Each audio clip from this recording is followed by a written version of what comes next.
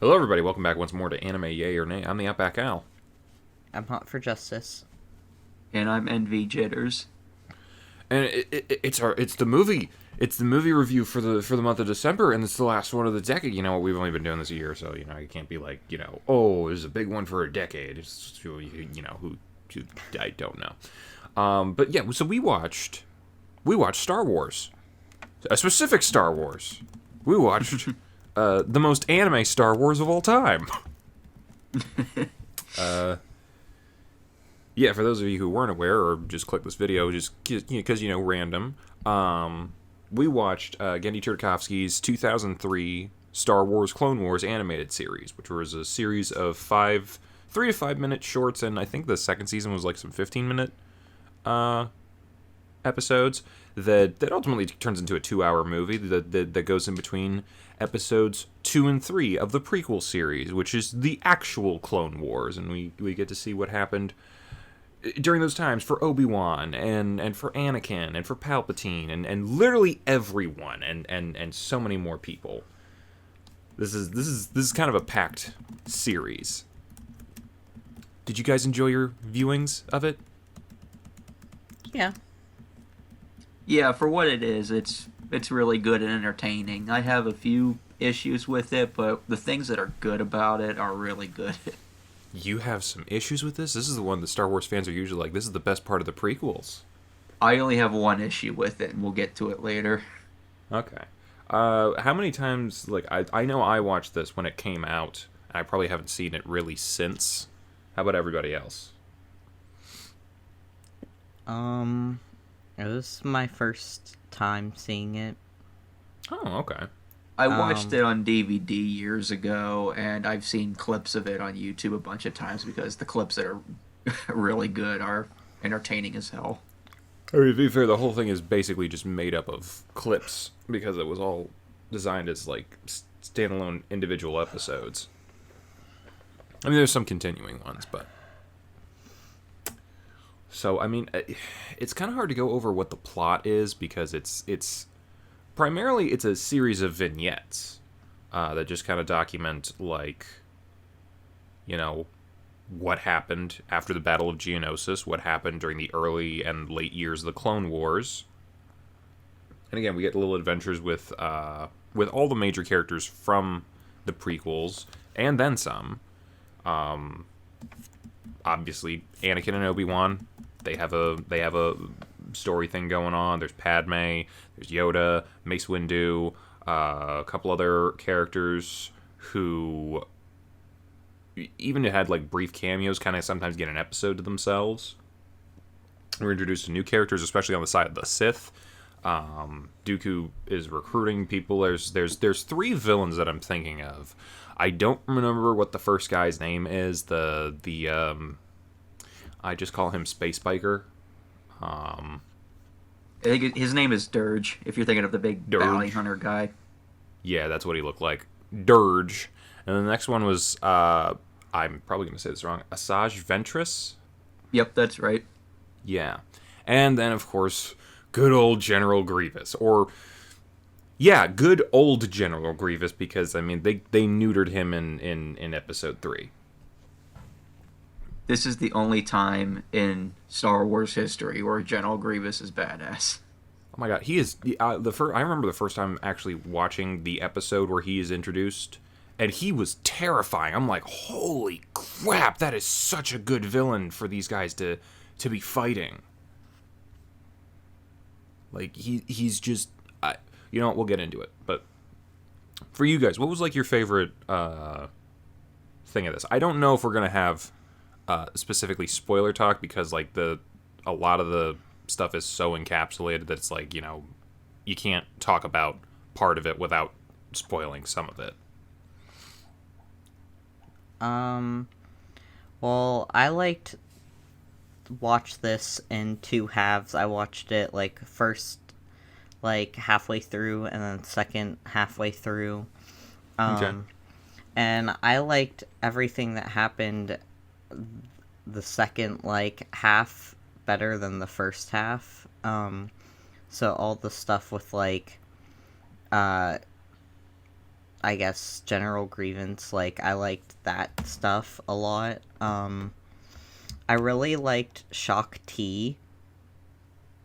I think that's her name. Who, when she was like, this is, she was fighting off all of those, like, dudes who were with General Grievance when he was trying to get to... Oh, they were called, like, sentry droids, I think, in episode 3, weren't they? Magna Guards or something like that. Magna Guards. It was something like that, yeah. Yeah. And she was fighting Grievous's Magna Guards, and she was just really badass. Yeah, this whole series kind of showcases a lot of people who did not get a lot of attention during the actual movies. Like, I think the first episode I actually saw was the Kit Fisto episode, where, if you don't know who Kit Fisto is, he's a green dude with tentacle dreads, and he fights underwater, and I'm like, what the fuck does a lightsaber do underwater? Yeah. And he freaking uses the Force to Kamehameha a giant shrimp cannon, and I'm like, dude. And then, in episode 3, of course, he's the first person killed by Palpatine and doesn't even get to draw his lightsaber. But, hey, it's lame. I got no other way to excuse it. Like, he's so cool here. He was cool here. Everyone gets a chance. Like, not everyone. Like, I think one person that kind of comes to mind that didn't really get a spotlight is Ayla Secura, who I think is a fan favorite. She's a blue Twi'lek who I believe was one of the people attacked by General Grievous during his introduction. Oh, yeah. She survives, of course, but, Yeah, she survived, but she was, like, hurt. Didn't have much to do. Yeah. Again, you're right. Shakti had a great little bit. And extension by also the guy who was there when Grievous first attacked, Kiadi Mundi. Also, yeah, we know all these names before anyone starts asking. For the most part, we know all of these names.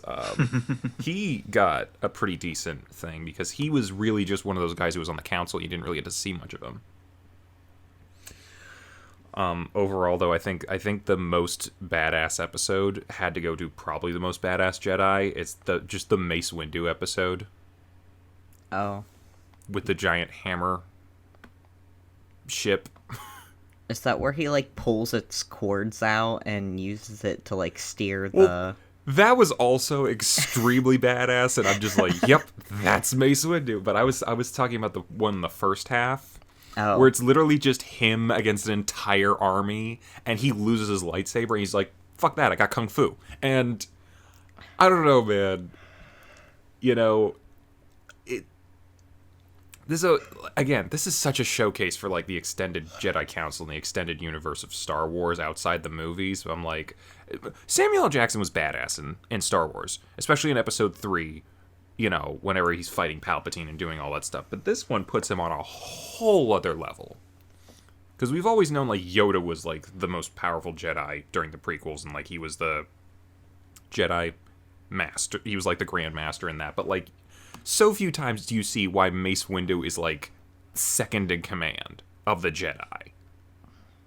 And then you get to see that episode, and it's like, oh my god.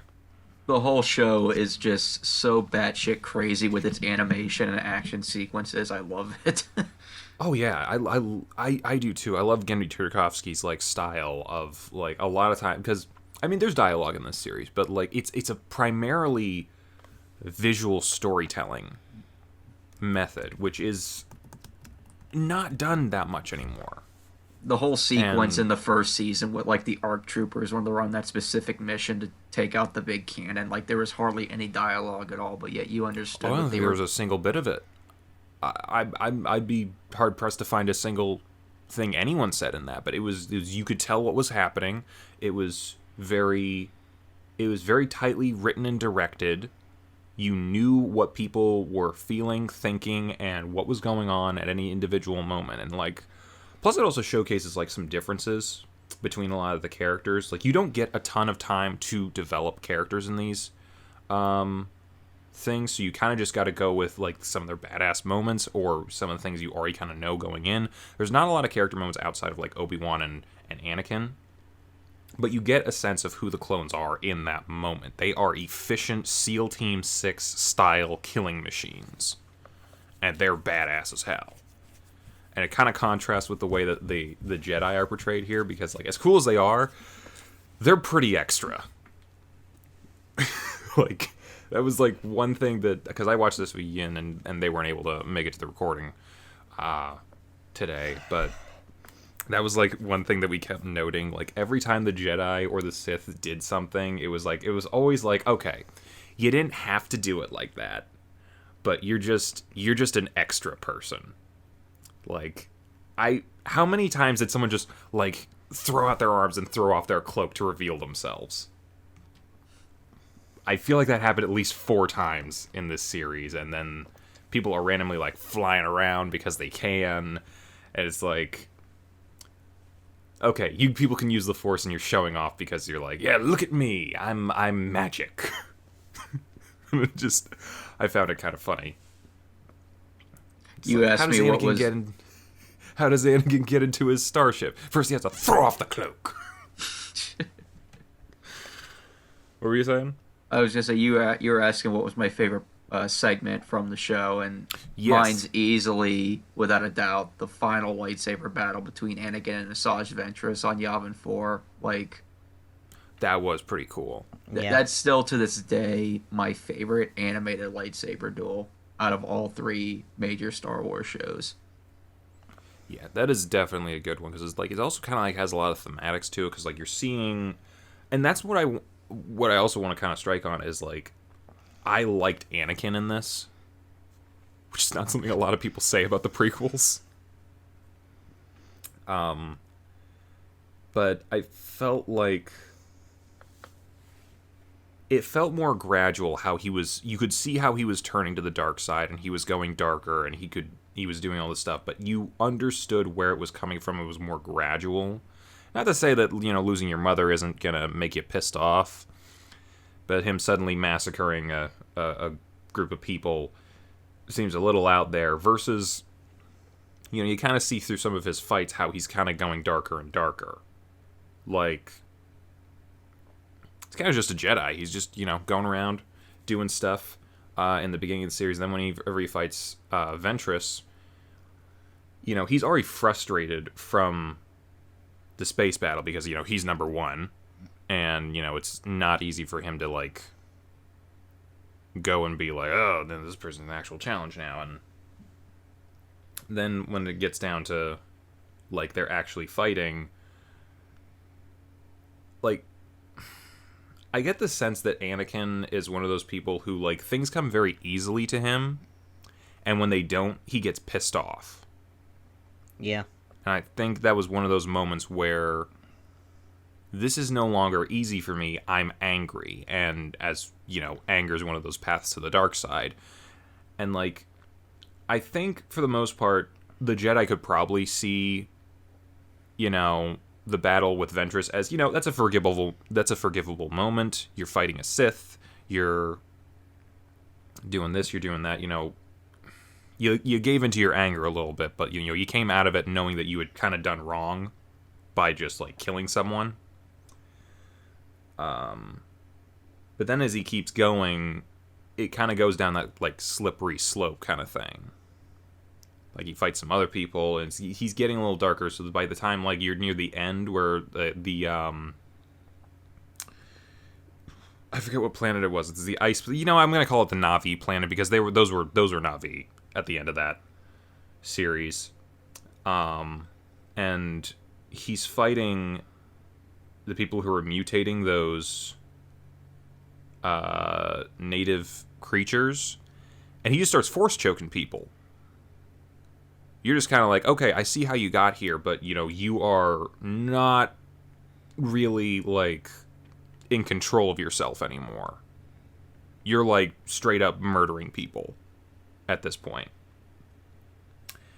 And, you can kind of see where he was at, where leading into episode 3, like the beginning of that, he kills Count Dooku, because he's like, he could have let him live, and he could have had him face trial and gone through the justice system like the Jedi would have wanted. But you can see where he would have been at this point why he would be so ready to just kill someone. Not really in cold blood, but still not 100% a Jedi thing to do.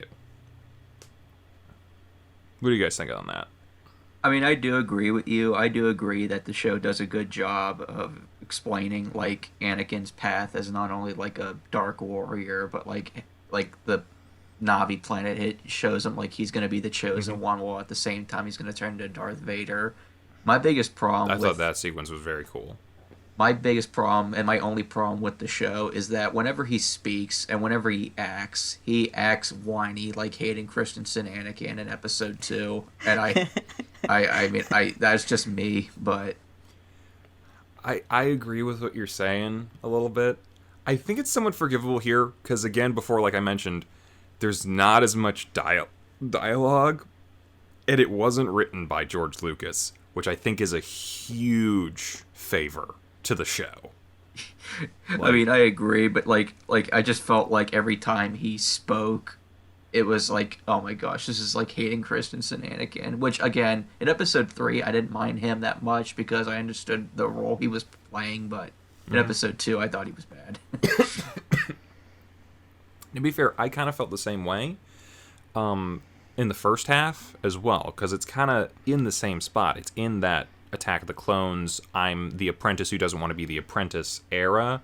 And then the second half, he's a little more tolerable, probably because he's just more interested and happy with what he's doing. I did find the sequence of him and Obi-Wan on the one planet, and he just comes down and just eats a whole bunch of freaking bugs, and Obi-Wan is like, how can you eat that? It's like, well, Master, you always told me to live off the living force. Yeah, that's actually a really good scene, because it's like...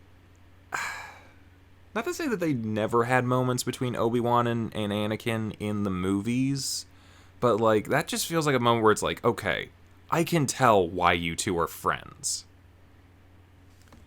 And like, I understand your dynamic a lot just from that scene. I don't feel like we had that often in the other movies. Especially episode 3. Like, episode 3...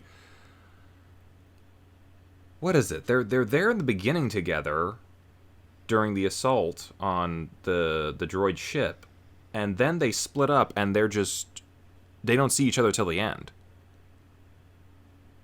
Yeah. Actually, a lot of their relationship is like that throughout the movies. It's like, you know, we'll be here in the beginning together, then Obi-Wan's going to leave on a mission, and then he'll be back at the end of the day, and then they'll see each other. Like, I don't know how they expected to develop, like, some kind of relationship between these two in those movies if that was going to be their whole dynamic. I mean, if it weren't for this series, I'd say that maybe Anakin has, like, daddy abandonment issues or something. Because, yeah, I don't, like... I mean, I forget, like, exactly how old Obi-Wan from the original series... the original trilogy described Anakin, but it always seemed like they were friends. Like, they were really, really good friends. And then, you know, Anakin betrayed everyone. I just don't know about, like, in the live-action version, whether I've seen enough of their relationship to be like, okay, you two are friends, or you two are just, you know, co-workers. And Obi-Wan was just the manager who trained you. But, like, in this version, in the Clone Wars, I'm like, yeah, I could see you two being close to one another and being, like, friends. And, yeah, I think in general, and again, part of it is probably because they don't have George Lucas dialogue, I think everyone, for the most part, is, I don't know, characterized well.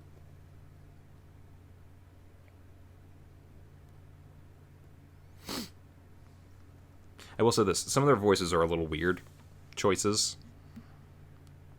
Not necessarily weird, but sometimes a little bit jarring. Like, I feel like Grey Delisle voiced almost every single female character in the show, other than, like, the 3 that were done by Cree Summers. Yeah, wasn't she, I know she was Padme, I know she was Ventress, was she Shakti too? I think so.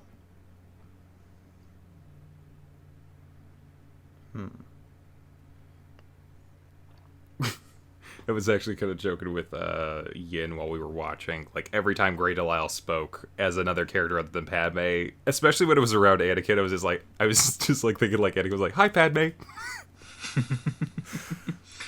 It was actually kind of weird because like she didn't really do this throughout the rest of the series, but like the first time that Padme speaks is like when Yoda's like, "We need to go to the Jedi Temple to save the people on the ice planet with the Kyber crystals," and her bodyguard's like, "No, we can't do that," and yada yada yada, and then he force mind tricked him.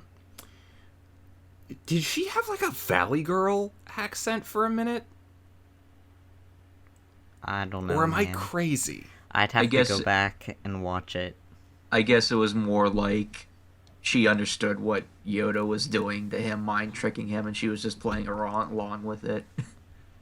Yeah, but why, like, for the most part, she kind of just talks normal, but then in that, for 2 lines in that scene, she's like, "Okay, Master Yoda." I'm like, is this gonna be your voice the whole time? Because I'm gonna laugh. And, you know, it wasn't. But I don't know, it was just a weird moment. I'm also gonna give her points, because, like, again, we said this about some other characters, but I feel she got really good characterization in this as well. Like, especially in that episode when they're going to the Jedi Temple and she decides to go after Yoda, and it's like, you're a senator, but then there's like 3 battle droids who you gotta kill out of nowhere, and she takes out one, and then she's like, "Oh god, there's 2 more. 3PO, could you go get my coat for me?" And I love that little mode. That was a very, like, okay, I could see how you're Leia's mom.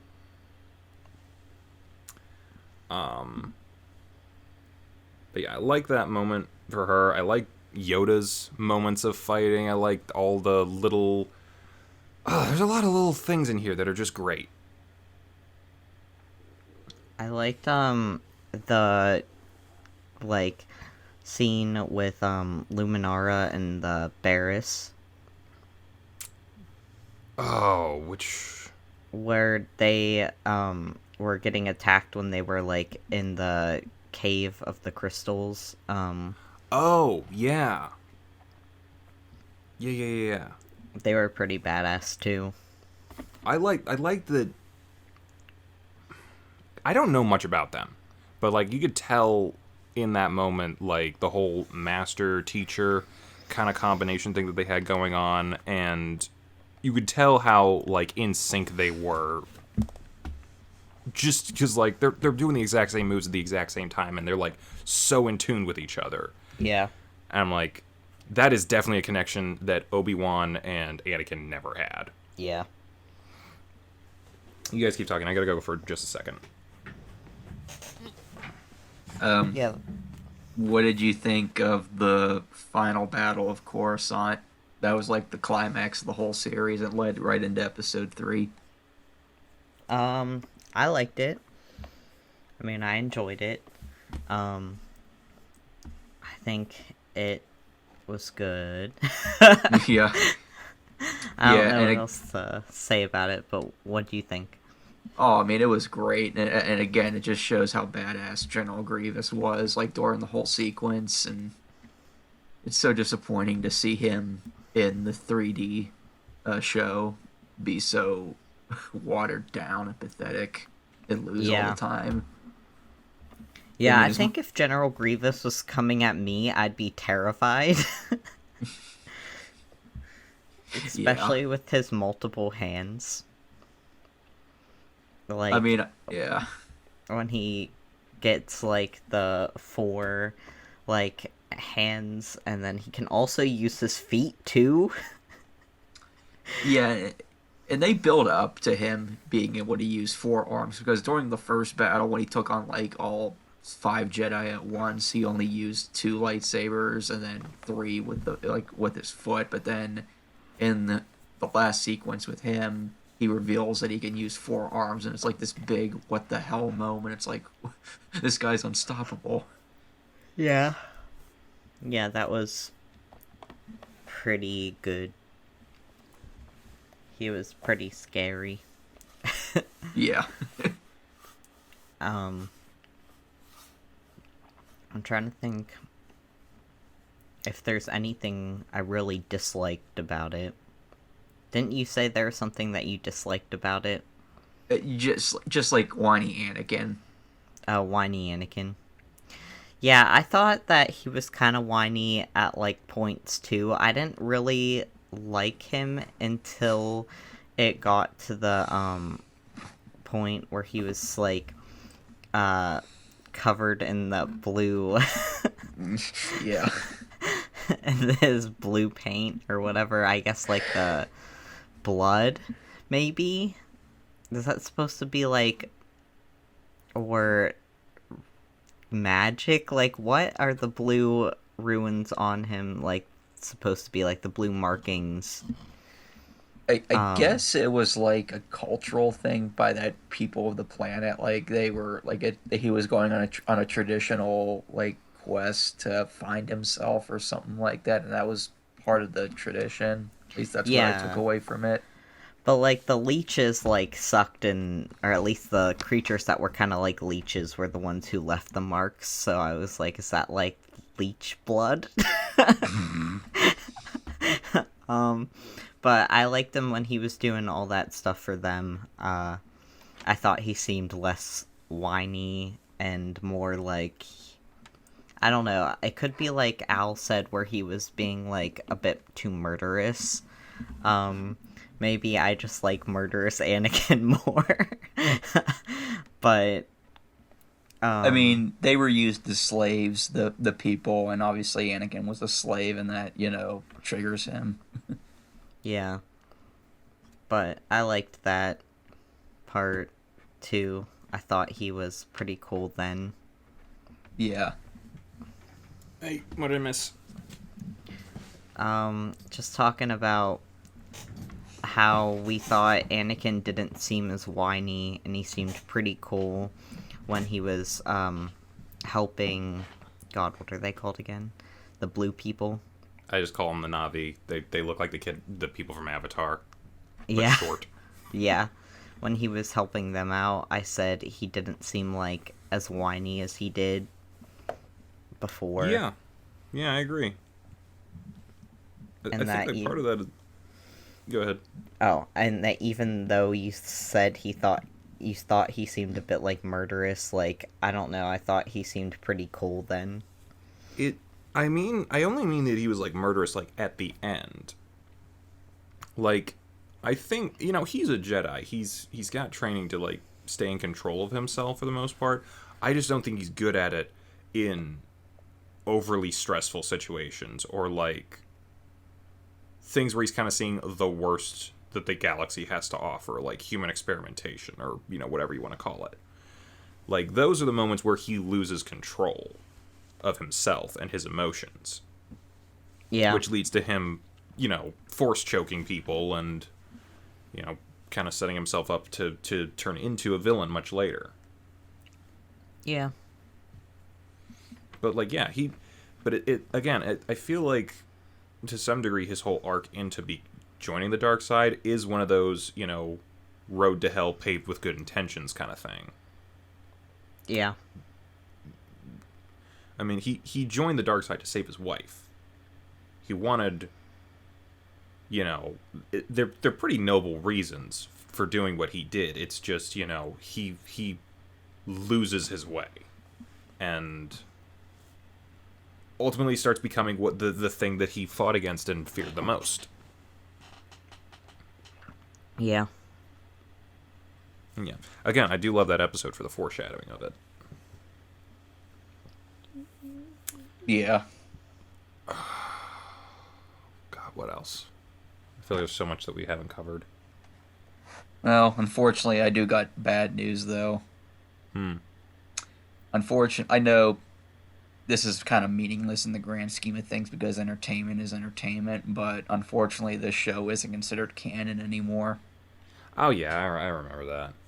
But who cares? It's good. Yeah, I'm gonna say, like, that doesn't stop me from enjoying it. Yeah, it's the best movie of the prequels. Yeah, I mean, you're not wrong.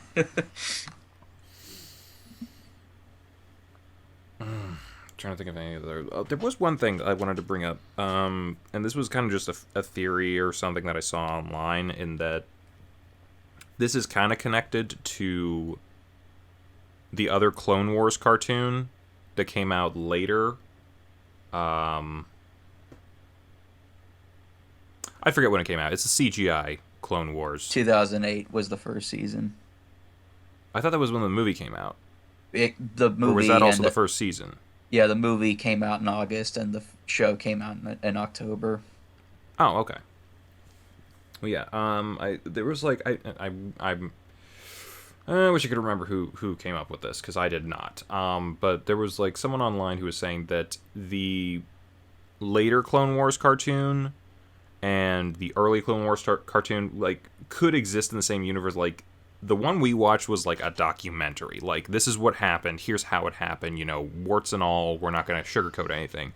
And the Clone Wars cartoon that came later could be in universe considered like a propaganda film for the Republic. Like, and granted, a lot of it's cartoon violence, but like,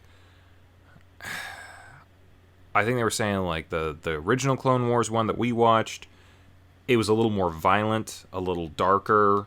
It didn't really try to portray anyone as being wholly virtuous or, you know, wholly evil in any particular sense. And the other one, kind of like, you know, the villains can be a little bumbling or they're comedic. And, you know, it's like, oh, they're evil for evil's sake. And Anakin's like this shining hero of goodness or whatever. And it's I think they were saying something along the lines of like, it was kind of sanitized for the viewing public to make, you know, the Republic's cause seem more righteous and like, you know, we're the good guys in this conflict. I mean, we know how like wartime propaganda works.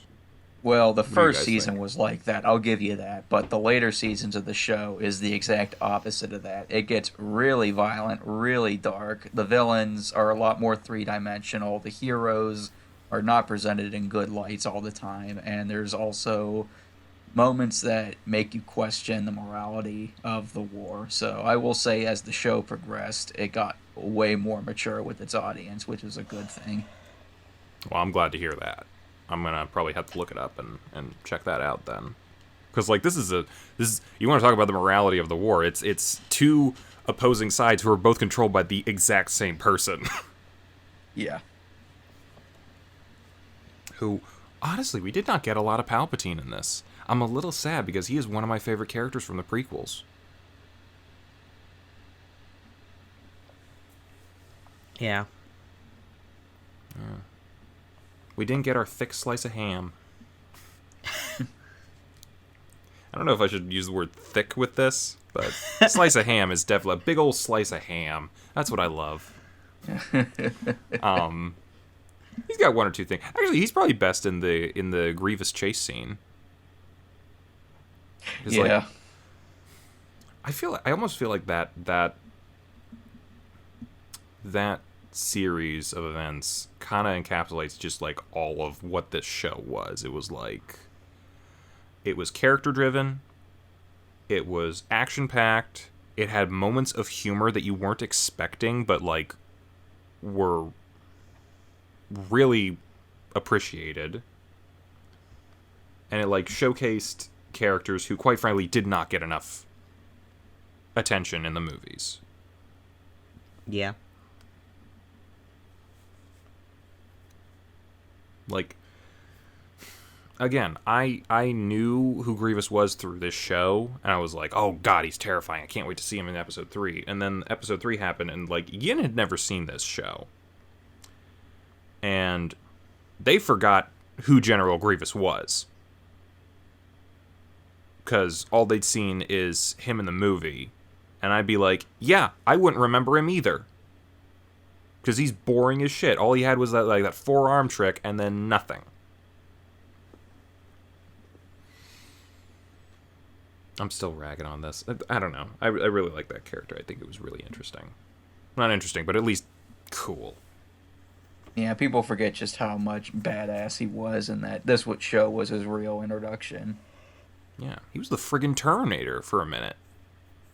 Not a minute, for a couple of weeks, I guess, in those Clone Wars. Yeah.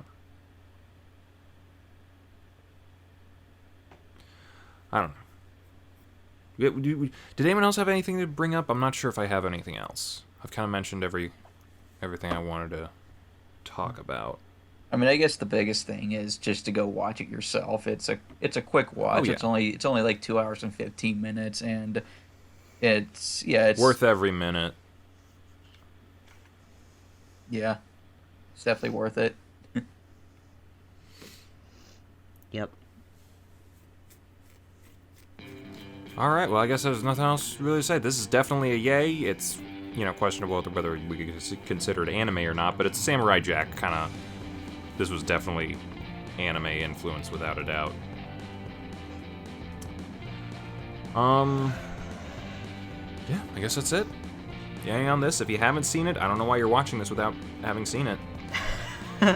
Go watch it. Or, you know what? Go watch it again. I kind of wanted to watch it again after I saw it. Yeah. But yeah. Watch out for the update coming up this week, because that'll be when we announce what the next movie for January will be. So check that out. And if you haven't already, we watched episodes 4 through 6 of Paranoia Agent this week as well. So give that a look-see if you've been following along. That's been an interesting series. Yeah. Alrighty, we'll see you guys next time. Bye-bye. Bye. Bye. Hey, thanks for watching, and if you haven't already, be sure to subscribe and ring the bell icon for notifications. If you enjoyed this video, give us a like, and if you haven't already, check out some of our previous episodes, our daily gaming videos, or our parody series Madoka Magically Abridged. See you next time!